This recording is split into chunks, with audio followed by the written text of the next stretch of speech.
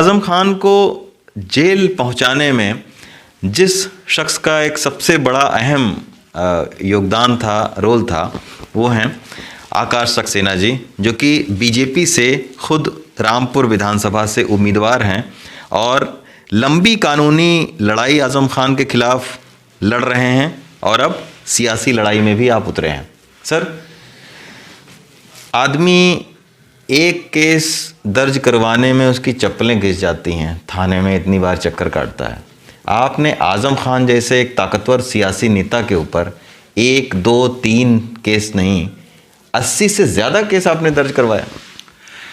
देखिए, पहले तो मैं आपको ये बताना चाहूँगा कि केस अगर सही हो और सबूतों में दम हो तो मुझे नहीं लगता कि आज के दौर में केस को दर्ज कराना कोई बहुत बड़ी बात है। मेरे जितने भी जो केसेस आज़म के ऊपर हैं वो सारे केसेस पेपर एविडेंस के आधार पे हैं। एक केस भी अगर वो कोई साबित ये करते, क्योंकि कानूनी प्रक्रिया होती है, हर चीज़ जांच के बाद केस दर्ज किया जाता है और जब पेपर एविडेंस की बात आती है तो बारीकी से पहले जांच होती है। जिस तरीके से आज़म ने अपने बेटे के 2 जन्म प्रमाण पत्र बनवाए, 2 पैन कार्ड बनवाए, 2 पासपोर्ट बनवाए, उसकी पहले बारीकी से जांच हुई। जांच के बाद फिर उसकी रिपोर्ट दर्ज हुई। सबसे बड़ी बात क्या है कि हाई कोर्ट ने अपने निर्णय में 1.5 साल के अंदर उस निर्णय में उन्होंने साफ कहा कि हाँ, दस्तावेज ये फर्जी थे, जिस पे उनकी विदाई की गई।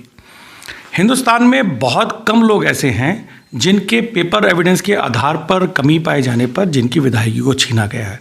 उन 14-15 लोगों में से एक अब्दुल्ला आज़म आते हैं। सर, लेकिन ये भी हिंदुस्तान बहुत कम उदाहरण है कि विधायकी जाने का श्रेय बीजेपी के उम्मीदवार भी ले रहे हैं और कांग्रेस के भी उम्मीदवार ले रहे हैं। अभी नावेद मियाँ भी कह रहे हैं कि मेरी शिकायत पर जो है विधायकी चली गई, आप कह रहे हैं कि आपकी शिकायत पर जो है।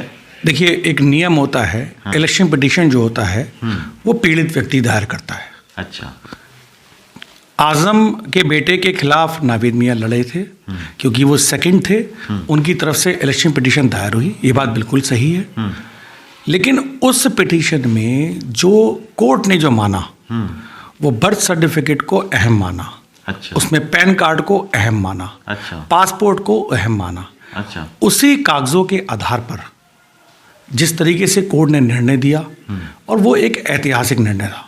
अच्छा सर, आपके कागजों में जब इतना ही दम था तो 2017 में जब बीजेपी की सरकार आई तब उसके बाद क्यों केस दर्ज होने का सिलसिला चला? उससे पहले क्यों नहीं आप दर्ज करवा पाए? देखिए, 2017 जनवरी में जब आज़म के बेटे ने अपना नामांकन किया था, हमने नामांकन के समय तभी भी आपत्ति लगाई थी कि डेट ऑफ बर्थ में फ़र्क है और उस समय हमने ये कहा था कि हाई स्कूल की जो मार्कशीट है वो फर्जी है।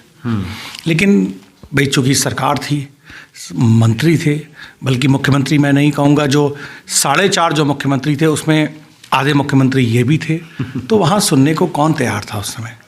उस समय शासन कहाँ चलता था? ये तो रामपुर तो केंद्र शासित ज़िला था। केंद्र शासित जिला था? बिल्कुल बिल्कुल। रामपुर का तो हाल वो था कि अगर आप किसी से पूछेंगे, अखिलेश यादव जी तो खुद रामपुर के ज़िले से परेशान थे।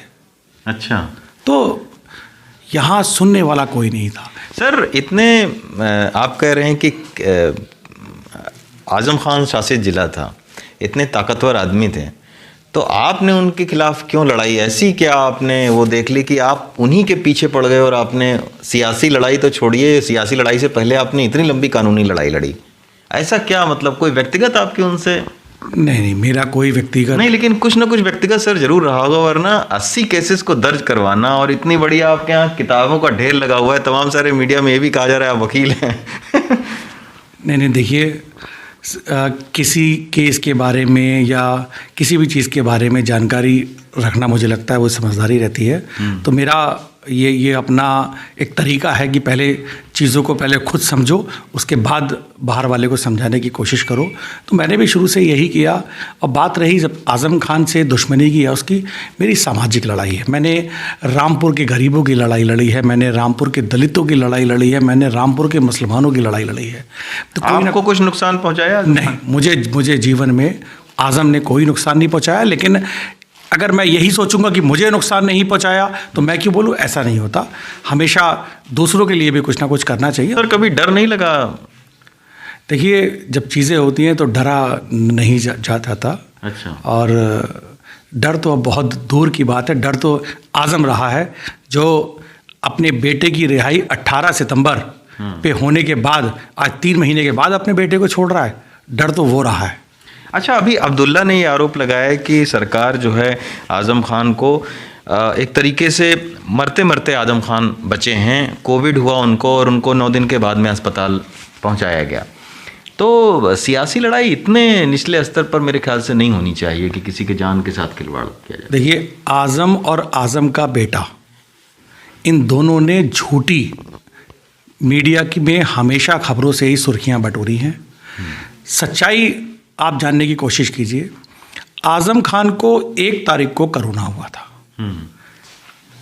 लखनऊ से केजीएमसी की एम्बुलेंस आती है, जो कि सीतापुर जेल की जीडी में दर्ज है।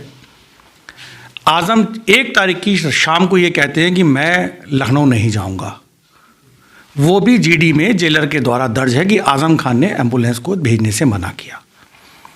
एक बस अंतिम सवाल है, बकरी चोरी, भैंस चोरी, किताब चोरी, इतना बड़ा मंत्री ये सब क्या चोरी करेगा? मतलब देखिए, बहुत अच्छी आज आपने ये बात पूछी है। बकरी चोरी, भैंस चोरी, ये मुद्दा आज़म के लोगों ने स्वयं बनाया, जबकि असली बात मैं आपको बहुत बताता हूँ। बात है क्या है? 40 घर हैं, यतीम खाने के 40 घर हुआ करते थे।